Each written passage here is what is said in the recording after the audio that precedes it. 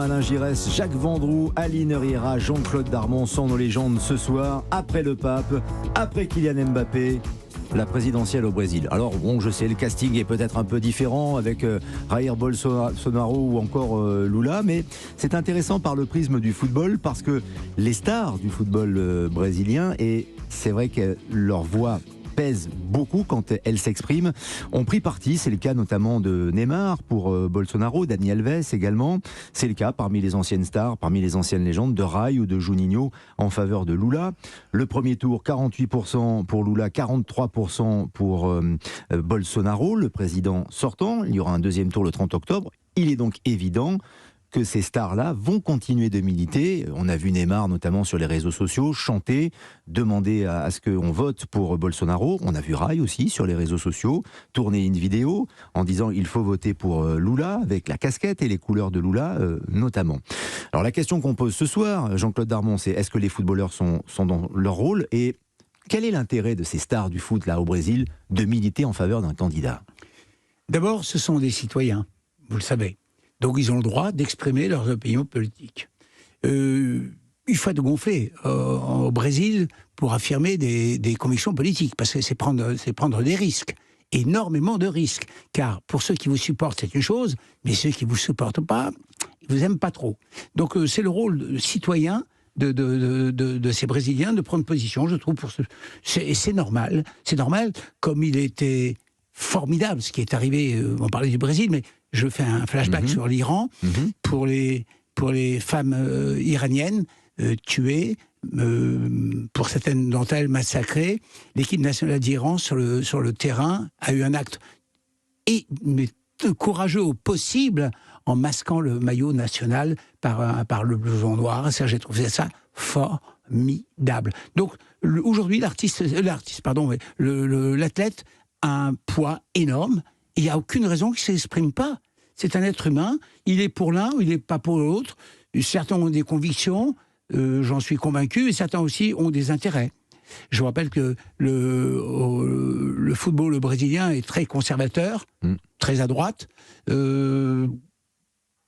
Neymar, ayant eu quelques problèmes financiers, dit-on, a peut-être eu intérêt à rejoindre Bolsonaro. Petit renvoi d'ascenseur ? Peut-être, mais moi, franchement, je n'y crois pas. Je pense surtout que c'est ses convictions personnelles. Il est patron de la sélection nationale brésilienne. Cet homme a des convictions, il les exprime. Il n'y a pas de raison qu'il ne le fasse pas.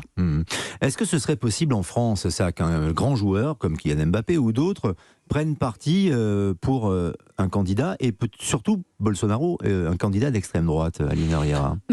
D'abord, c'est ça, c'est quand on prend parti pour un personnage politique qui est assez clivant, on prend un peu de risque, même si Neymar sur les réseaux sociaux, c'est je ne sais plus 250 millions d'abonnés. Oui. Donc, et un coup c'est pour un chanteur ou pour une plage ou un cocktail, quoi. Alors est-ce que c'est un renvoi d'ascenseur ? Parce que chez nous, c'est plutôt le politique qui va avoir besoin d'un soutien, qui va aller chercher les sportifs, parce qu'on sait que le sport prend de plus en plus de place. Moi, j'ai l'impression que c'est plutôt dans ce sens-là, dans un premier temps, chez nous. Enfin, moi, c'est les exemples que j'ai.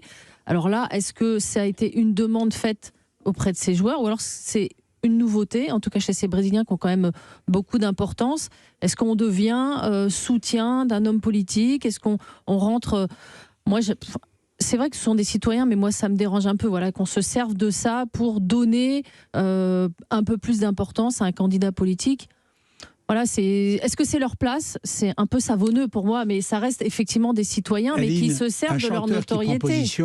Mais c'est la même chose, bien sûr. Sémantique. C'est la même chose, c'est exactement pareil pour moi. C'est un citoyen, franchement. S'il veut s'exprimer, il s'exprime. Et c'est vrai qu'il pèse, c'est un poids lourd auprès des supporters, des gens qui sont aimés sur les réseaux sociaux. Vous l'avez dit vous-même, il y a eu comme 250 millions de personnes qui suivent Neymar. Il faut le faire, donc ils s'en servent. Bien sûr. Il y a un problème d'injustice par rapport à ça. C'est-à-dire que vous prenez en otage, entre guillemets, votre notoriété pour soutenir, alors que tout un chacun, d'autres citoyens n'ont pas ce poids-là. Donc moi, c'est un peu ce qui me dérange. Mais s'il a envie de le faire, et ça, c'est sa légitimité. Mais c'est contrebalancé par d'autres qui, eux, votent pour Lula. Oui, on l'a vu. Oui, bien sûr. Oui, c'est pas Neymar, c'est pour la direction Neymar. Raccrocher ça au débat français, c'est vrai que des footballeurs, des sportifs peuvent prendre position pour voter pour les extrêmes. Enfin, ils disent de ne pas voter pour les extrêmes en France. Là, c'est très différent, Jacques Vendroux. Là, c'est carrément une star du foot, une star mondiale du football qui dit vote pour les extrêmes. Est-ce que c'est pas un peu embarrassant tout de même ? Moi, je suis extrêmement choqué. Autant on parlait de Rail, je peux vous dire que Chris, je peux vous dire que Valdo, je peux vous dire que Juninho ont appelé à voter pour le candidat Lula. Candidat socialiste, en tous les cas, candidat de gauche modéré. On est bien d'accord. Je ne suis pas un grand spécialiste de la politique brésilienne, mais c'est la gauche modérée. Et là, quand vous avez Neymar qui encourage ses supporters à voter pour l'extrême droite, il y a embrouille. Il y a forcément embrouille quelque part. Ou c'est par intérêt, ou il y a quelque chose à calculer dans l'avenir, dans 10 ans, dans 20 ans, j'en sais rien. Mais moi, ça me choque. On n'a pas le droit, mais ça n'engage que moi, hein. On n'a pas le droit, quel que soit le pays, quel que soit, de voter pour l'extrême. On n'a pas le droit de voter pour l'extrême. Je veux dire, moi je le dis, je me l'assume. Moi, moi je suis très embêté avec ça. Jacques Lula, depuis une vie, je l'aime parce qu'il a été condamné sans preuve, etc. Voilà. Mais, on rappelle qu'il a fait un an et demi de prison contre rien. Corruption. Mais non, il ne s'agit pas de ça. Il s'agit de prendre la position de l'homme. Enfin, non, d'une. Non, mais je veux dire, on est des gens équilibrés dans ce studio. On n'est pas pour les extrêmes. Bolsonaro n'est pas Hitler non plus. Il faut y aller mollo quand même. Doucement.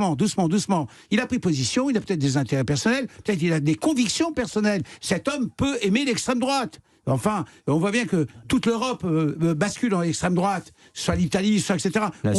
On perd la notion de démocratie, on perd tout ça. Vous avez l'air de tomber parce qu'on parle du football. Le football, il n'est pas à l'abri de tout ce qui se passe dans cette société. C'est le changement de la société qui veut ça. Moi, je suis contre l'extrême droite, contre l'extrême gauche, évidemment.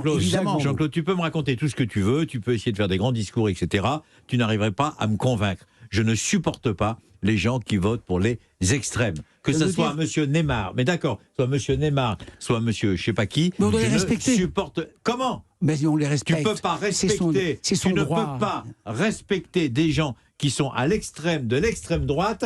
Tu peux pas les respecter parce que ces gens-là. Il y a quand même une forme de démocratie aussi dans une élection, qu'elle soit au Brésil ou qu'elle soit en France. Avec des partis qui sont des partis.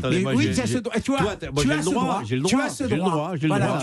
Vous avez tous les deux ce droit. Je suis républicain. Je vote pour qui je veux. Et donc là, je ne suis pas d'accord. Et j'ai le droit de dire que je ne suis pas d'accord. Mais moi, mon mécontentement, je le mets dans mon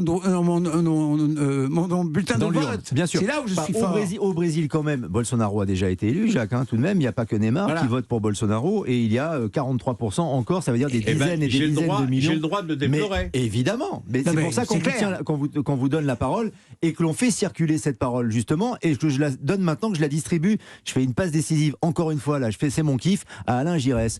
Alain, est-ce que les footballeurs sont dans Dieter Müller? Ah ben j'adorerais, j'aurais rêvé être le Dieter Müller d'Alain Giresse. J'aurais adoré porter le sac d'Alain Giresse et les chaussures d'Alain Giresse. Voilà, je vous le dis. Moi, je les ai portés. Ouais, mais je sais, mais vous êtes un privilégié, vous rencontrez le pape. Qu'est-ce que vous voulez que je vous dise, Alain Jacques. Alain Giresse, est-ce que les footballeurs sont dans le rôle, qu'ils soient d'ailleurs au Brésil ou qu'ils soient en France, est-ce qu'ils doivent prendre des positions sur la politique? On leur reproche de pas trop s'engager par rapport au Qatar, par exemple. Allez-y, mais pas trop. Mais sur la politique, vous pouvez y aller. On n'y comprend plus rien, Alain Giresse. Non.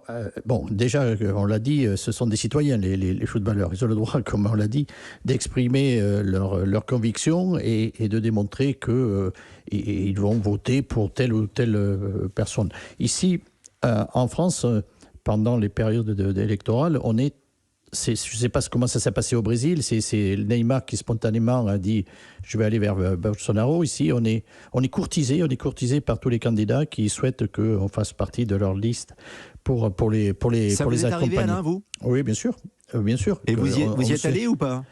Non, je ne sais pas. Je n'ai pas été pourquoi ? Parce que je trouve que il n'y a pas de suivi, quoi. Je veux dire, ok, on y est, et on pourra apparaître comme ça, dans notre nom qui apparaît, ça fait joli, et après, une fois que les élections sont terminées, on passe à autre chose. Donc, si vous voulez, la représentation qu'on peut avoir par rapport au sport, ou comme ça tombe à l'eau. Donc, c'est ce qui me dérange, c'est l'utilisation qu'on peut faire de nos adhésions ou de notre participation à une liste. Là, moi, je suis pas convaincu que Neymar vote pour les programmes de Bolsonaro. Je crois qu'on l'a évoqué un petit peu, Jean-Claude l'a dit. C'est par rapport à quelque chose qui par rapport à un intérêt personnel, une situation personnelle. Je pense que sur le plan personnel, parce que la logique, ça se rapproche plus de Ray de Juninho, qui parle d'égalité et de justice dans ce pays, évidemment, où les extrêmes, les conditions de vie sont extrêmes entre les plus riches et les plus pauvres, c'est une évidence. Et que tout d'un coup, là, que Neymar, qui est de l'autre côté, du côté des nantis, eh bien, va dans ce sens-là, mais sans se préoccuper que son chef de file, Bolsonaro, n'est pas celui qui correspond à une politique qui devrait être menée au Brésil. Voilà. Donc, les joueurs de football. Après, sincèrement, s'il y avait autant d'influence que ça, ben écoutez, Bolsonaro serait passé devant Lula, quoi. Donc, je me méfie de l'apport concret que peuvent avoir les joueurs sur un choix politique. Le studio des légendes, c'est déjà fini. Ça passe à une vitesse, cette émission, mais c'est déjà. dingue. J'ai l'impression qu'on vient de démarrer, qu'on vient de donner le sommaire de l'émission et c'est déjà fini.